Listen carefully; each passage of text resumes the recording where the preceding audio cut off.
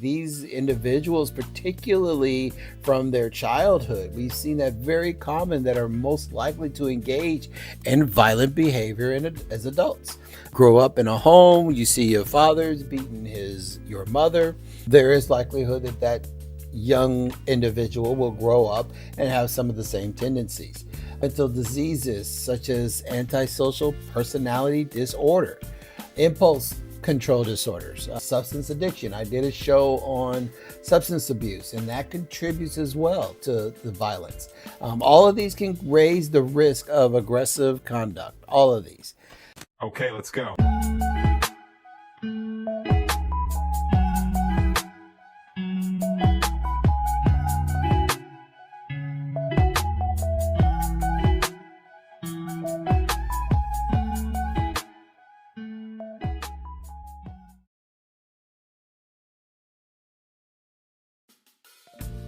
Hey, this is Dr. Bryant. Thank you for listening to part 2 on the physical violence. This is Coaching to Change podcast.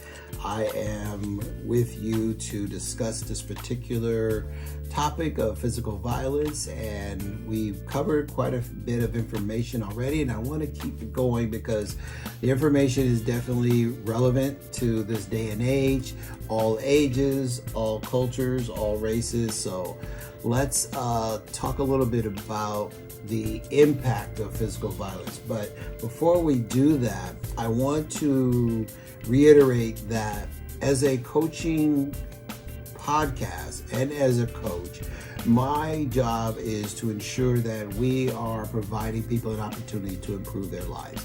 So talking about physical violence is definitely something that will interrupt a person's performance. So if they're struggling with this in their own personal life, how are we able to assist and allow that person to function?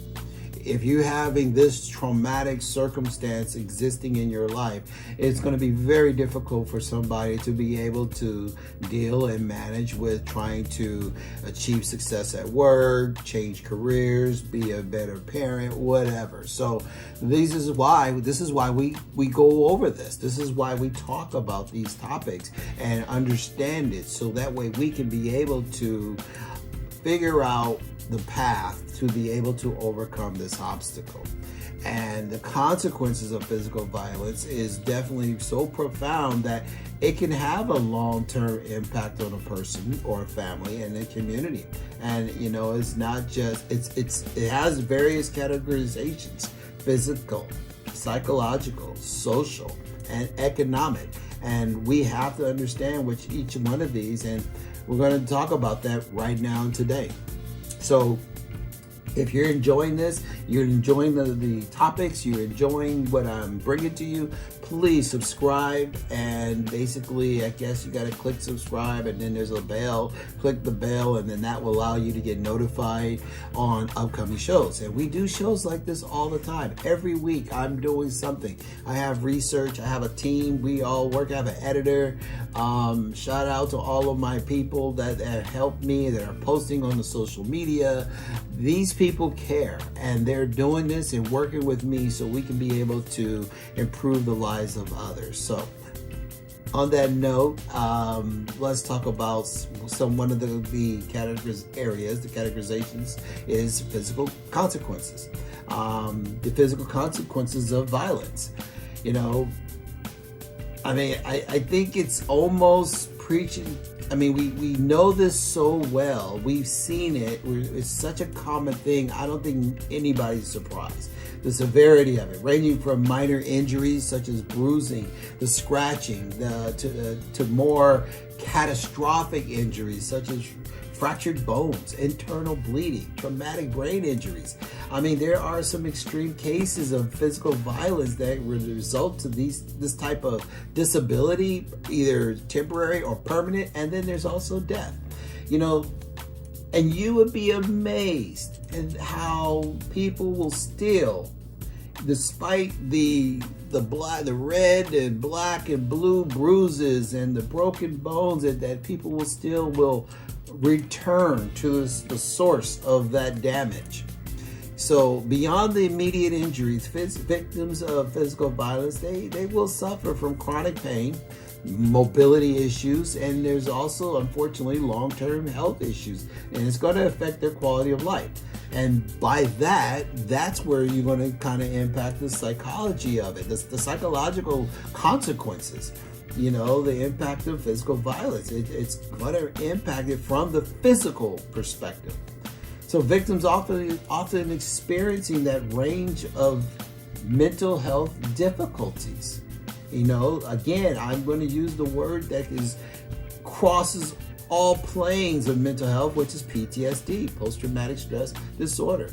And that ties into all that. It identifies basically the elements. So you got depression, anxiety, etc., etc. We talked about substance abuse, alcohol, drugs. Because why? Because it gives you an escape. It numbs you. I talked about that on my other podcast show.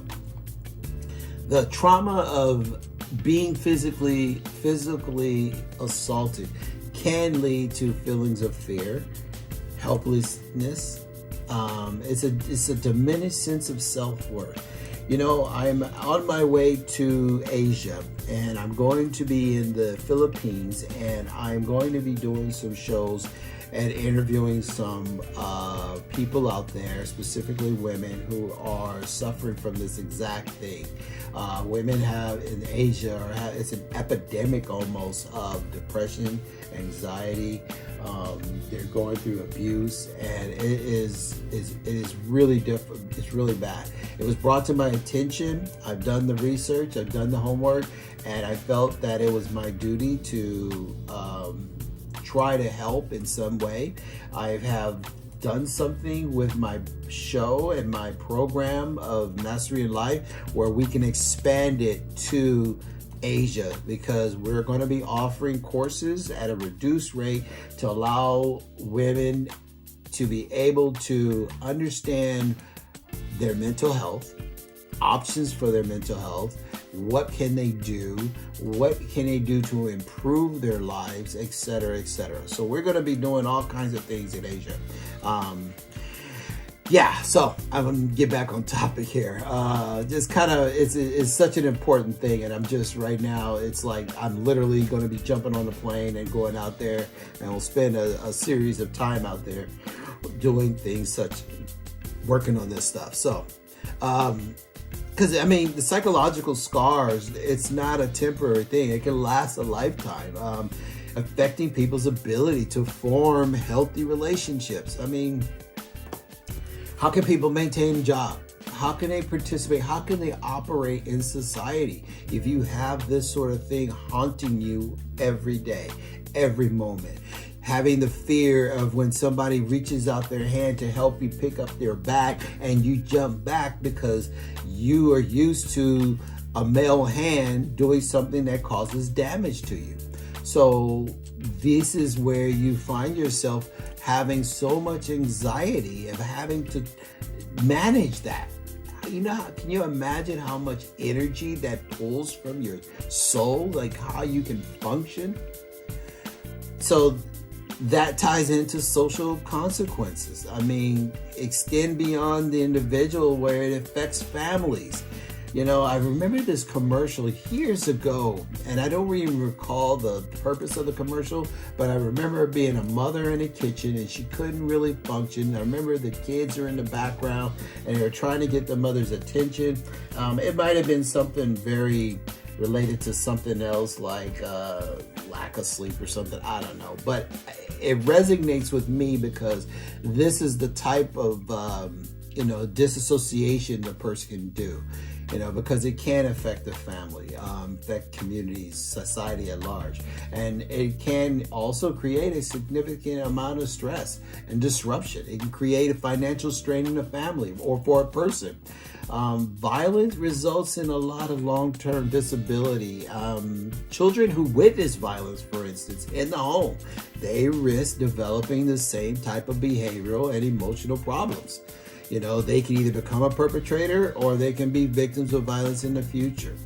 Communities of high-level violence, they tend to have a breakdown of that cohesiveness. The social cohesion is not there, leading to increased crime rates It can basically increase fear, and you just have mistrust among all the neighbors and the residents.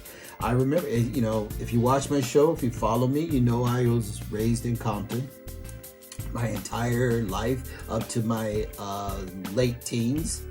And, there's definitely a fear of walking down the street, having to do a self-check of what colors am I wearing, what neighborhoods am I going through, constantly worried about being a victim. So that level of, that crime rate, that fear exists because of the situation. There's the economic consequence where you have physical violence, healthcare expenses to treating injuries, ongoing medical care. This is what I meant by impacting the community. People don't realize it's not just a direct, it's also indirect.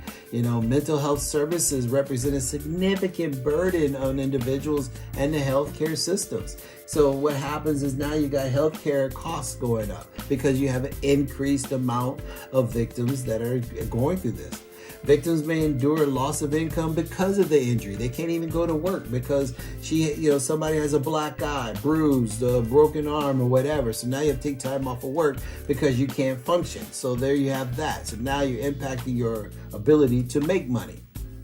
Or if you get, heaven forbid, you get disabled, and therefore you're impacted your job even more so if it's something related to a type of job where you need your bodily parts. Society, the costs extend and increase, indirectly by increased law enforcement, criminal justice expenditures, lost productivity, long-term economic impact. I mean, it goes on, and it's not just directly related to one person. So that's something to keep in mind. The victims itself, the impact of victims, it can be long-lasting and multifaceted.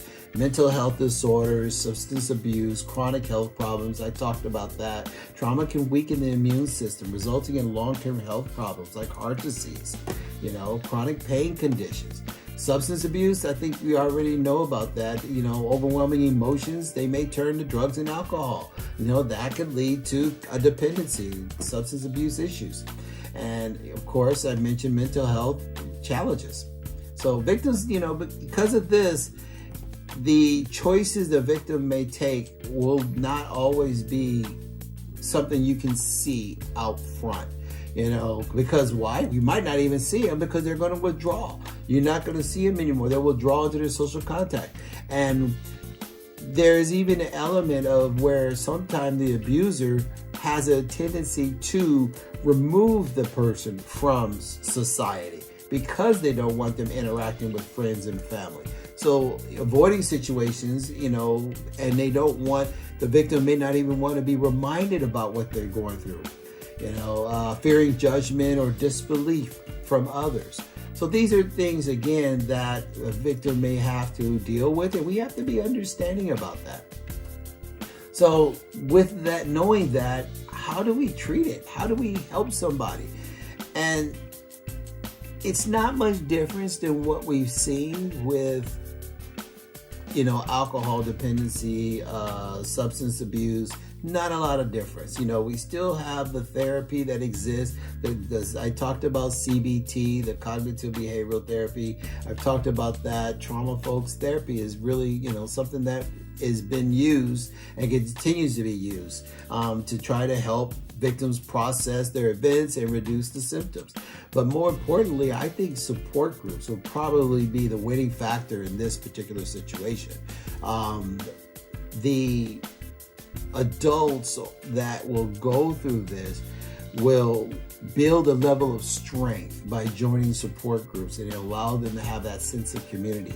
That if you can get them to get to that point, it's a very strong likelihood that they will find that alignment with others and build a level of strength and get to understanding. So it reduces the loneliness and it gives them a comfortable environment. And even though they're sharing their experiences, and although it might be, in some aspect, and I hate to use the word embarrassing because it's not embarrassing. Being a victim by all means it's not your fault, and nobody should ever feel the blame. So by being in these support groups, you find that you are not alone. But when you're going through this, there's going to probably be a purpose of some sort of medication in some cases, because if you're going to be suffering from PTSD, anxiety, or depression, you may need some antidepressants, anti-anxiety medication to help you control, because you still have to function. Again, I don't like medication, I don't like pushing pills, but sometimes we need a short-term result to be able to achieve long-term success. But maybe you can just, do some practices of self-care. For instance, encouraging victims to engage in self-care activities is a wonderful way to achieve mindfulness, exercise, relaxation. I talked about holistic options, and that is definitely something that's there. But you also could do safety planning, make sure that there's a safety plan for any victim you may feel that still might be in danger. This involves safe spaces, emergency contacts, strategies to avoid future violence, because if people don't feel they have options, they're not going to feel that they can get away. So we need to provide that information to allow a person to feel they have a way to make a choice to escape.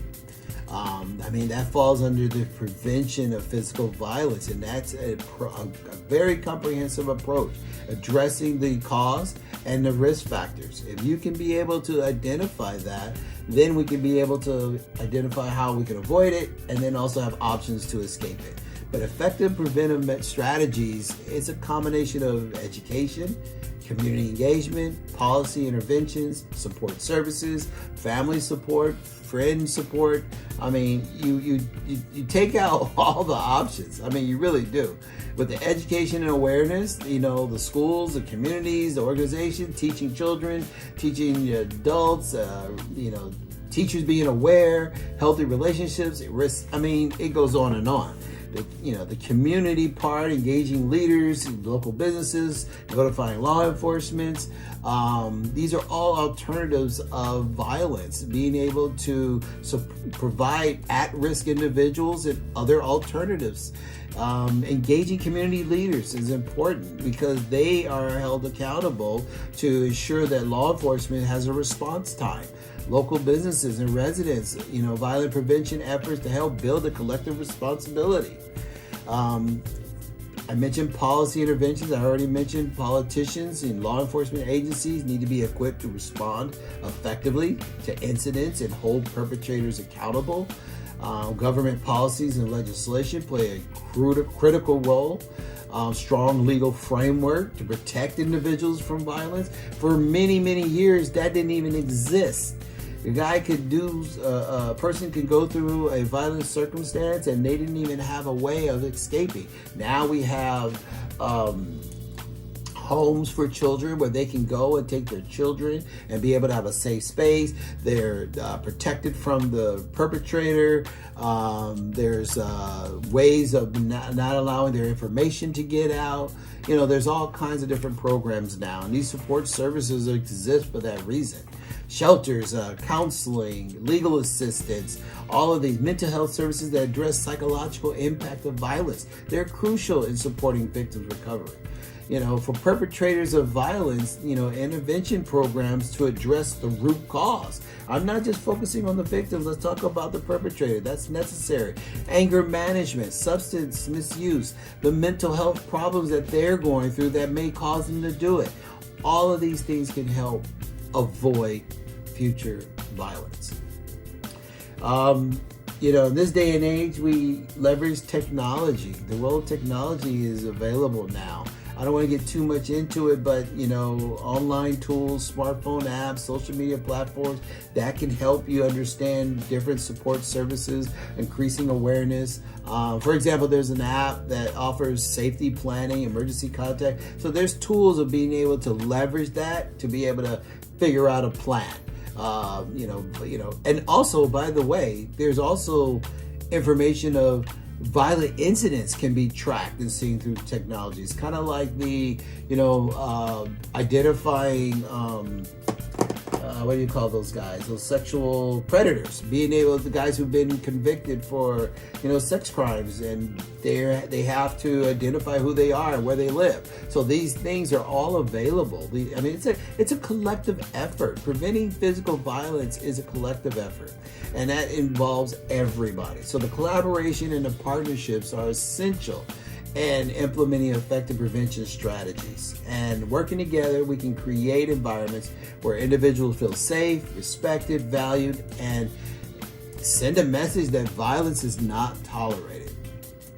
So, we could go on and talk about how this is complex and rooted, and we can continue to go over all the different things of strategy, but I think we've understood to the point that it takes an entire effort. It's not just the victim, it's not just the perpetrator, the person who actually is doing the violence, but it's an effort among the surroundings. And again, looking at the situation, it has a direct and indirect impact. So hopefully this is helpful. I really do try to give you guys information. I don't make it up. I do my homework. I do my research.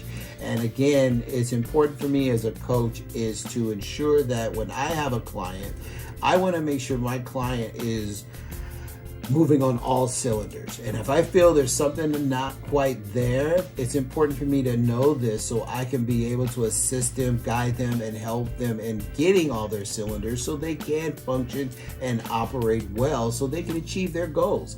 I do not try to be too clinical. I really try not to deliver something that resembles my courses in my psychology doctorate program. I really choose coaching for a motivational factor.